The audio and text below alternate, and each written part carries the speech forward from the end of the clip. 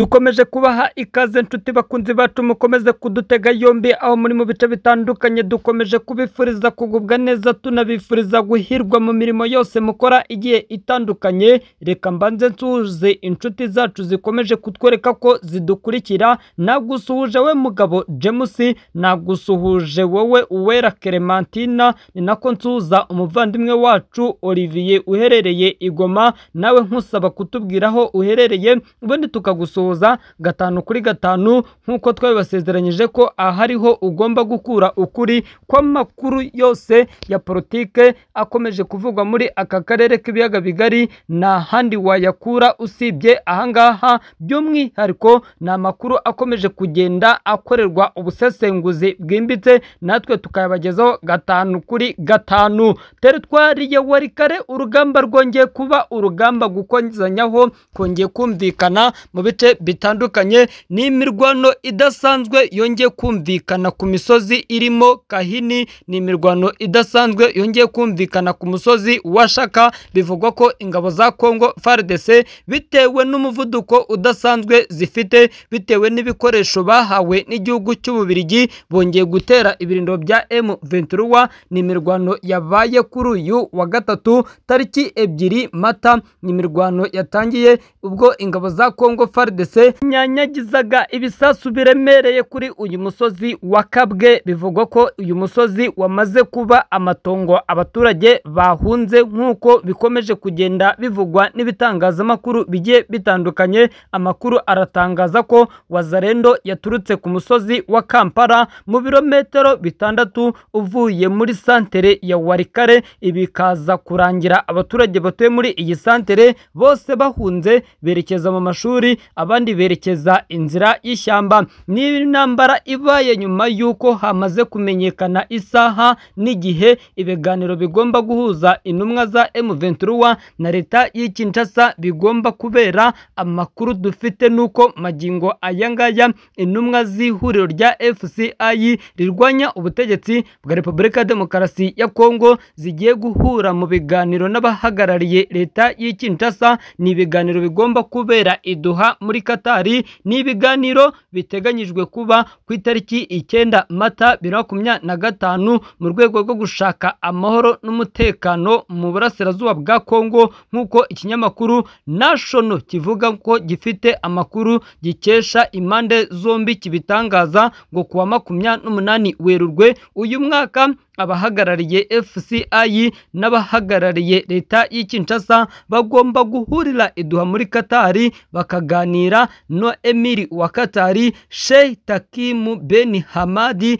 Icyo ukora nubwo hagiye hanze igihe cy'ibiganiro ngo haramenyekana icyo impande zihanganye zizaganira. Gusa ku itariki 18 Werurwe Emiri wa Katari Sheikh Takim Ben Hamadi El Tahimu yahuje Perezida Paul Kagame na Perezida Tshisekedi baganira ku mwuka mubi uri hagati y'ibihugu byombi ndetse n'ibibazo by'umutekano muke kiri mu burasirazuba bwa Kongo. Igihugu cya Katari gikomeje gushyira imbaraga zose zishoboka mu gukemura iyi ntambara irimo irumvikana mu burasirazuba bwa Kongo. Ni nacyo kandi gikomeje gutuma leta ya Kongo irimo irashakisha ikintu cyose cyakoreshwa kugira ngo iyi ntambara ibe yarangira. Nyamara nubwo bimeze gutyo, amakuru dufite nuko magingo ayangaya b'abasirikare b'Ababiligi bamaze kugera mu ntara ya Kindu muri teritwari ya Mainema. Bivugwa ko abo basirikare bamaze gutangira gushyirwa mu misozi igiye itandukanye, barimo gutegura gutangiza ibisasu biremereye ku birindiro bya M23. Nyamara uyu mutwe wa M23 reka nkwibutse ko wamaze gufata umujyi mukuru w'intara Kivu y'Amajyaruguru, umujyi wa Goma. Ubu iragenzura Bukavu, irashaka gufata Uvira nubwo ikomeje kubangamirwa n'ingabo z'igihugu cy'u Burundi. Nyamara nubwo bimeze gutyo, ubu amakuru aravuga ko M23 yiteguye nayo kurwana kugeza ku munota wa nyuma, mu gihe leta y'Kinshasa yakomeza kwinangira ikomeza kwanga inzira y'ibiganiro, ishaka inzira y'intambara. Reka dukomereze amakuru yacu ku ngabo za Uganda zavanye ingabo zabo Butembo. Igisirikare cya Uganda UPDF kuri uyu wa kabiri cyavanye ingabo zacyo mu mujyi wa Butembo uherereye mu ntara ya Kivu y'Amajyaruguru. Ni mu gitondo cyo kuri uyu wa kabiri nibwo ingabo za Uganda zavuye muri uyu mujyi, umujyi w'ubucuruzi.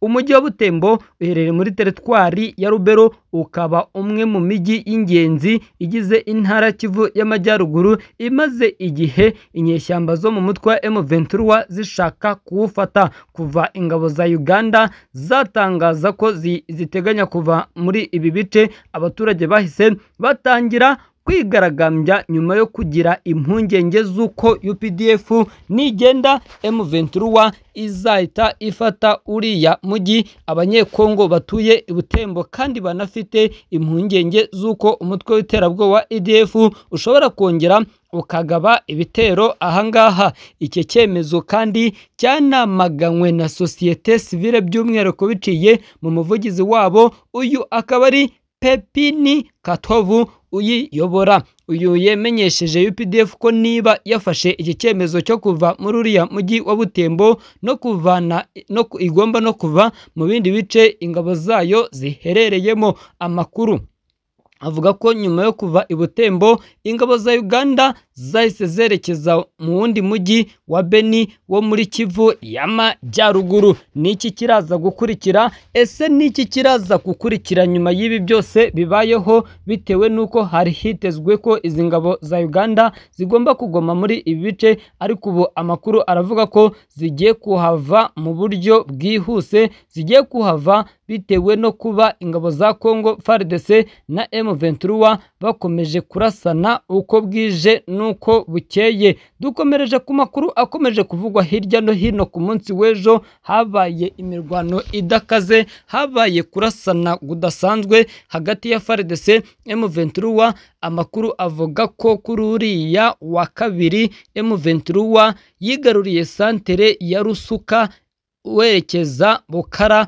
Usibye iyo mirwano yabereye Iminembwe, amakuru kandi avuga ko inyeshyamba za General Sultani Makenga zaramutse zirwana n'ihuriro ry'ingabo za leta y'i Kinshasa ku musozi wa Nyangezi. Amakuru avuga ko ingabo za leta y'i Kinshasa zirimo Wazalendo, Abarundi, FARDC, ibirindiro bya M23 biherereye mu birometero bibarirwa muri 20 uvuye i Bukavu mbere yuko itangira kurasana hagati yabo. Bivugwa ko nyuma y'amasaha menshi M23 yaba yirukankanywe muri santere ya Munyanya inazwi nka santere y'ingenzi. Ingabo za leta kandi zirashinjwa